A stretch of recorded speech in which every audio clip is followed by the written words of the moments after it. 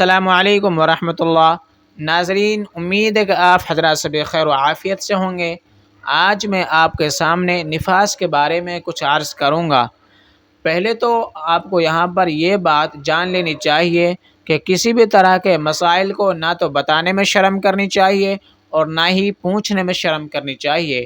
اگر آپ خود ایسے مسائل کو نہیں جان سکتی تو اپنے شوہر کے ذریعے ایسے مسائل کو جان لینا چاہیے تاکہ پاکی حاصل کی جا سکے اور نماز روزے کا پابند رہا جا سکے۔ تو میں آج اس ویڈیو میں 4 باتیں ذکر کروں گا۔ نمبر 1، نفاس کہتے کس کو ہیں؟ نمبر 2، نفاس کے خون کی مدت کیا ہے؟ نمبر 3، حالت نفاس میں کن کن عبادتوں کو کرنا چاہیے؟ نمبر 4، نفاس سے پاکی کس طرح حاصل کریں؟ تو چلیے شروع کرتے ہیں۔ نمبر 1، نفاس کہتے کس کو ہیں؟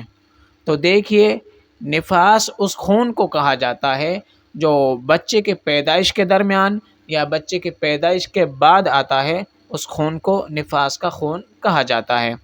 نمبر 2، نفاس کے خون کی مدت کیا ہے؟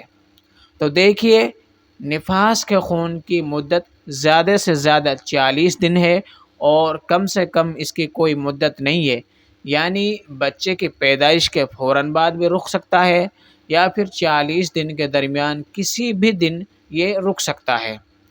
نمبر 3، حالت نفاس میں کن کن عبادتوں کو کرنا چاہیے؟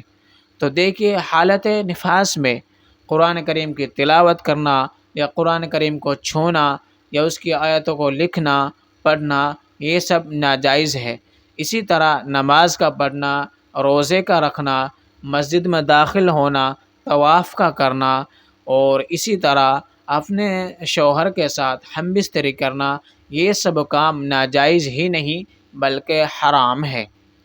واللہ تعالی اعلم۔